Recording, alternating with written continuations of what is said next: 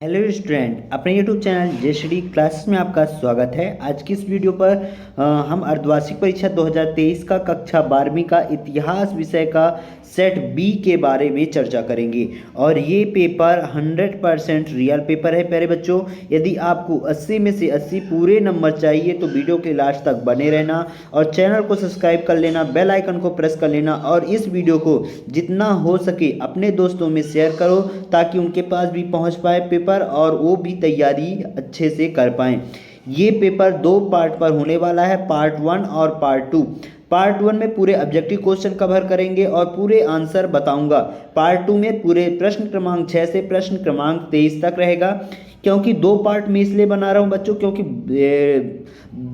दोनों पार्ट लगभग 20 मिनट के होंगे। यानी प्रश्न क्रमांक 1 से प्रश्न क्रमांक 23 तक कितने मिनट का बनेगा? 20 मिनट का वीडियो बनेगा, इसलिए हमने दो पार्ट में अपलोड किया है। तो चलिए स्टार्ट करते हैं। तो यहाँ पास देखिए, पहला क्वेश्चन क्या है, सही विकल्प चुन करके लिखने को है।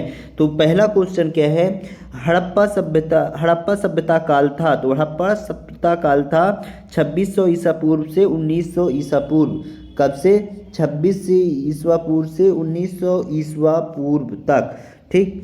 फिर यहाँ पास अर्थशास्त्र के रचयिता कौन थे? तो अर्थशास्त्र के रचयिता कौटिल्य थे। ठीक।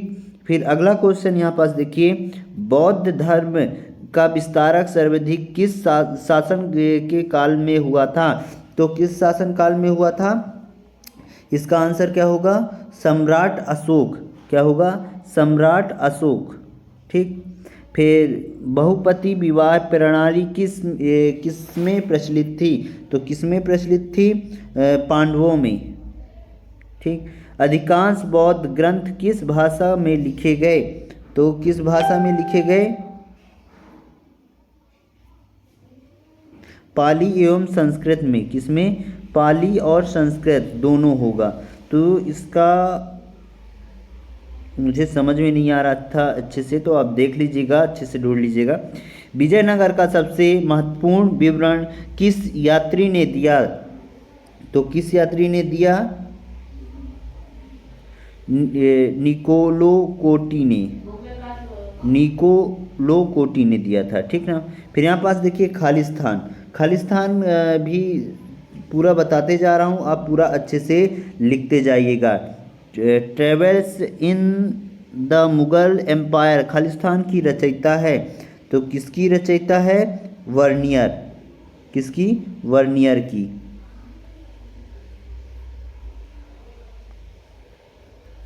ठीक, लिख लीजिएगा। फिर अगला क्या है, बंगाल में भक्ति आंदोलन का प्रसार खालिस्तान ने किया था। तो चैतन्य महाप्रभु ने किया था। चैतन्य महाप्रभु ने किया था। ठीक। फिर अगला क्वेश्चन क्या है, मद्रास और मुंबई शांति में खालिस्तान बंदोबस्त व्यवस्था लागू की गई थी। तो क्या किया गया था?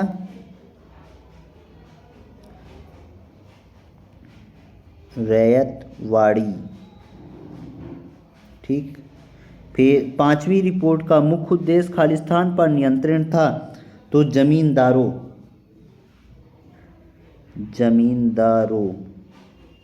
ठीक। फिर government of India act Khalistan को पारित हुआ था। तो कब पारित हुआ था? 1919। ठीक।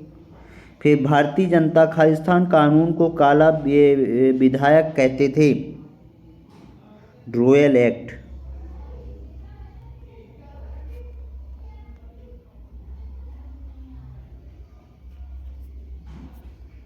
ठीक। फिर सत्य असत्य में यहाँ पास देख लेते हैं कौन सा सत्य है कौन सा असत्य है। तो पूरा बताते जा रहा हूँ, आप इसको लगाते जाइएगा।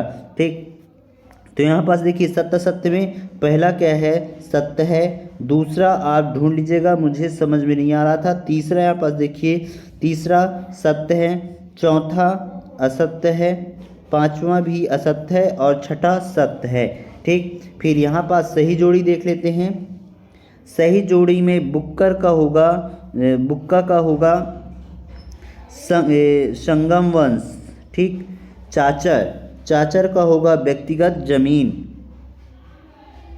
ठीक। संथल विद्रोह, संथल विद्रोह इसका क्या हो जाएगा, संथल विद्रोह का 1855 से 1856। ठीक। फिर यहाँ ये साइमन कमीशन, साइमन कमीशन का क्या हो जाएगा, इसका होगा 1927।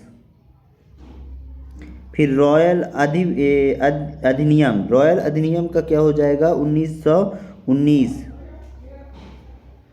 चोरी चोरी कांड 4 जनवरी 1922 में हुआ था। ठीक। फिर सुंग वंश, पुष्यमित्र। ठीक। फिर एक वाक्य में उत्तर, एक वाक्य में उत्तर पूछा गया है तो यहाँ पास मैं सभी का आंसर प्रोवाइड करा रहा हूँ। 1 मिनट रुक जाइए।